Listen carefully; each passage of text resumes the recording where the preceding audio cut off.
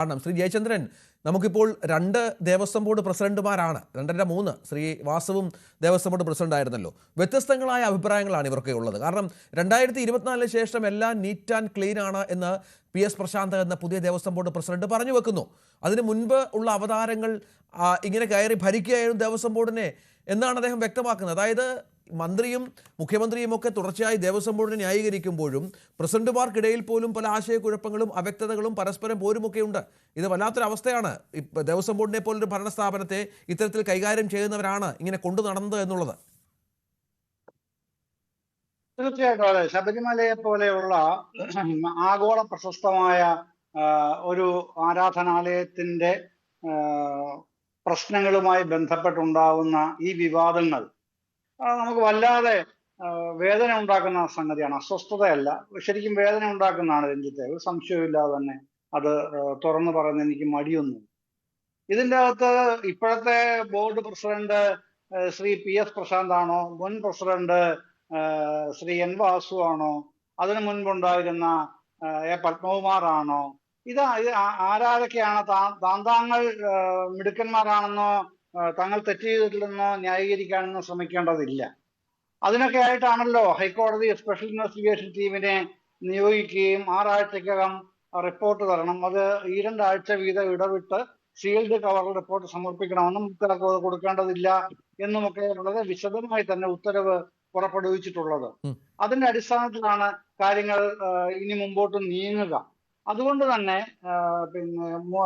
തന്റെ ദേവസ്വം ബോർഡ് നിരപരാധിയാണെന്നും മുൻ ദേവസ്വം ബോർഡുകൾ അപരാധിയാണെങ്കിൽ അവരെ അന്വേഷിക്കട്ടെ, ശിക്ഷിക്കട്ടെ എന്നൊന്നും ആരുടെയെങ്കിലും അവകാശവാദങ്ങൾക്കൊന്നും യാതൊരു പ്രസക്തിയുമില്ല. ഞാൻ PS പ്രശാന്തിനെ കുറ്റപ്പെടുത്തിക്കൊണ്ടോ N വാസുവിനെ കുറ്റപ്പെടുത്തിക്കൊണ്ടോ പത്മകുമാറിനെ കുറ്റപ്പെടുത്തിക്കൊണ്ടോ അല്ല ഇത് പറയുന്നത് കേട്ടോ. ഇത് ഹൈക്കോടതിയുടെ സ്പെഷ്യൽ ഇൻവെസ്റ്റിഗേഷൻ ടീം അന്വേഷിക്കുമ്പോൾ നമ്മുടെ മുമ്പിൽ വരുന്ന ഏറ്റവും പ്രധാനപ്പെട്ട തെളിവായി നിൽക്കുന്നത് എന്താണ് ഇപ്പോൾ? അത് 25 പേജുള്ള ദേവസ്വം വിജിലൻസ് ഹൈക്കോടതി സമർപ്പിച്ച അന്വേഷണ റിപ്പോർട്ട് തന്നെയാണ്. ആ അന്വേഷണ റിപ്പോർട്ട് വായിച്ചാൽ അമ്പരന്ന് പോവുകയല്ല എന്താണ് ചെയ്യുക. കാരണം പമ്പ സംഗമത്തിന് 3 ദിവസം മുമ്പ്, കഴിഞ്ഞ മാസം 17-ാം തീയതി ആണല്ലോ ഇയാൾ ഈ പോറ്റി പീഠങ്ങൾ കാണാനില്ല എന്ന് പറഞ്ഞ് ഒരു വിവാദവുമായി മാധ്യമങ്ങളുടെ മുമ്പാകെ വരുന്നത്. അപ്പൊ എവിടെയാണ് ആ പീഠങ്ങളുടെ എന്താണ് അവസ്ഥ, എവിടെയാണ് പോയിരുന്നത്, എവിടേക്കൊക്കെയാണ് സഞ്ചരിച്ചിരുന്നത് എന്നതെല്ലാം ഈ 10 മുതൽ 2-3 പേജുകളിലായി ഈ 25 പേജുകളുടെ റിപ്പോർട്ടിൽ വളരെ സുവ്യക്തമായി വിശദീകരിച്ചിരിക്കുകയാണല്ലോ രഞ്ജിത്തെ. നമ്മളത് ഇവിടെ അത് വായിച്ച് വിലയിരുത്താനും വ്യാഖ്യാനിക്കാനും സമയമില്ലാത്തതുകൊണ്ട് ഞാൻ അതിലേക്ക് പോകുന്നില്ല എന്നുള്ളതേ ഉള്ളൂ. പക്ഷെ ഇയാള് ശുദ്ധ തട്ടിപ്പാണ് അത് വെച്ച് നടത്തിയത് എന്നുള്ളത് അത് ആ ഓരോ പേജും അതിന്റെ ഓരോ വാചകവുമല്ല, ഓരോ അക്ഷരവും നമ്മളെ വ്യക്തമായിട്ട് ബോധ്യപ്പെടുത്തുകയാണല്ലോ ചെയ്യുന്നത്. അത്തരത്തിൽ ഇന്ന് മാത്രമല്ല, ദേവസ്വം വിജിലൻസ് പറയുകയാണ് ഇത് വെച്ചിട്ട് ഇയാൾ ഈ പോറ്റി പലയിടത്തും വെച്ച് അത് അയാൾ പൈസയാക്കിയിട്ടുണ്ട്. ജയറാമിനെ പോലെ പ്രശസ്തരായ സെലിബ്രിറ്റീസിനെ അവർ അതിനകത്ത് ഉപയോഗപ്പെടുത്തി പറയേണ്ടി വരുന്ന അവസ്ഥയിലേക്ക് വരെ കാര്യങ്ങൾ എത്തി നിൽക്കുന്നത് അതുകൊണ്ടാണല്ലോ. അവരാരും കുറ്റക്കാരായിട്ട് ഈ വിജിലൻസ് റിപ്പോർട്ട് പറഞ്ഞിട്ടില്ല കേട്ടോ, അത് പ്രത്യേകം പ്രസ്താവ്യമാണ്. ജയറാമോ മറ്റേതെങ്കിലും സെലിബ്രിറ്റികളോ.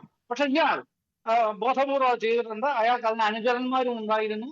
എന്നിട്ട് ഒടുവിൽ അത് എവിടെ നിന്നാണ് കണ്ടെടുത്തത് അതടക്കമുള്ള കാര്യങ്ങൾ അതിനകത്ത് വിവരിച്ചിട്ടുണ്ട്. അപ്പൊ അത്തരം കാര്യങ്ങൾ വിവരിച്ചിരിക്കുന്ന ആ റിപ്പോർട്ട് നമ്മൾ വായിക്കുമ്പോൾ മുമ്പിൽ പ്രധാനമായിട്ടും മുഴച്ചു നിൽക്കുന്ന ഇതാണ്: എന്തിനാണ് ഇയാൾ 3 ദിവസം മുമ്പ്, ഈ അയ്യപ്പ സംഗമം നടക്കുന്നതിന് 3 ദിവസം മുമ്പ് ഇത്തരത്തിലുള്ള ദുരാരോപണവുമായി പൊതുജനമധ്യത്തിൽ വന്നത്? അതാണ് ഇനി വെളിവാക്കപ്പെടേണ്ടത്. അതിനകത്ത് അനുമാനങ്ങൾക്കും ഊഹാഭാവങ്ങൾക്കും ഒരുപാട് സാധ്യതകളുണ്ടെങ്കിലും ഈ ഹൈക്കോടതി ഉത്തരവിൽ തന്നെ പറയുന്നുണ്ടല്ലോ വ്യക്തമായിട്ടും അത്തരം അനുമാനങ്ങൾക്ക് ഊഹാപോഹങ്ങൾക്കും ആരും തയ്യാറാകരുതെന്നും മാധ്യമങ്ങൾ അനാവശ്യമായ വിവാദം കൊഴിപ്പിക്കരുത് എന്നുള്ളതടക്കം വ്യക്തമായി പറയുന്നുണ്ട്. അതുകൊണ്ട് ഞാൻ അത്തരം കാര്യങ്ങളിലേക്കൊന്നും ഒരു വ്യാഖ്യാനങ്ങളിലേക്കും പോകും. അത് മാത്രം ആ 25 പേജ് മാത്രം വായിച്ച ഒരാൾ എന്നുള്ള നിലയിൽ പറയുകയാണ് രഞ്ജിത്ത്. ഇത് അത്യന്തം അപകടകരമായ ഒരു നിലയാണ് ശബരിമല ക്ഷേത്രത്തിനെ സംബന്ധിച്ച് നമ്മൾ ഇവിടെ കാണുന്നത്. തീർച്ചയായും ചെറിയ ചില സാങ്കേതിക പ്രശ്നങ്ങൾ താങ്കളുടെ ശബ്ദത്തിനുണ്ട്, താങ്കളിലേക്ക് വരാം. ശ്രീജിത്ത്,